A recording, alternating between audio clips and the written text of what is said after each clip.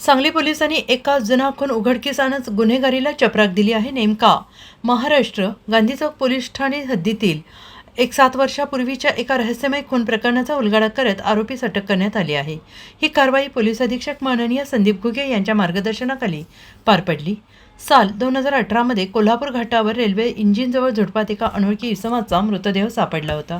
या प्रकरणी सुरुवातीला अज्ञात आरोपी विरोधात गुन्हा दाखल करण्यात आला होता. मात्र या प्रकरणातील गुन्हेगाराच्या शोधाला 7 वर्षांनी यश आलं आहे. विशेष पथक पोलीस निरीक्षक श्रीराम शिंदे, उपविभागीय अधिकारी श्री शंकर निंबाळकर, अप्पर पोलीस अधीक्षक श्रीमती रितू खोकर यांच्या समन्वयातून या खून प्रकरणाचा तपास गतीनं सुरू ठेवण्यात आला होता. गुप्त बातमीदारांच्या सहाय्यानं मिळालेल्या माहितीच्या आधारे मुंब्र्याचे रहिवासी नम्रद इब्राहिम इम्रान इस्माल याला अटक करण्यात आली आणि तपासात काही निष्पन्न झाले की आरोपी नम्रद याने वैयक्तिक कारणातून सदर इस्माचा खून करून झुडपात फेकून दिला होता.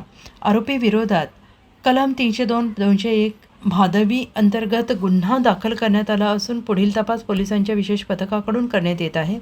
पोलिसांनी या तपासात तांत्रिक पुरावे, मोबाईल लोकेशन तज्ज्ञांचे सहाय्य घेतले. या उल्लेखनीय कामगिरीबद्दल सांगली पोलिसांचे सर्वत्र कौतुक होते आहे.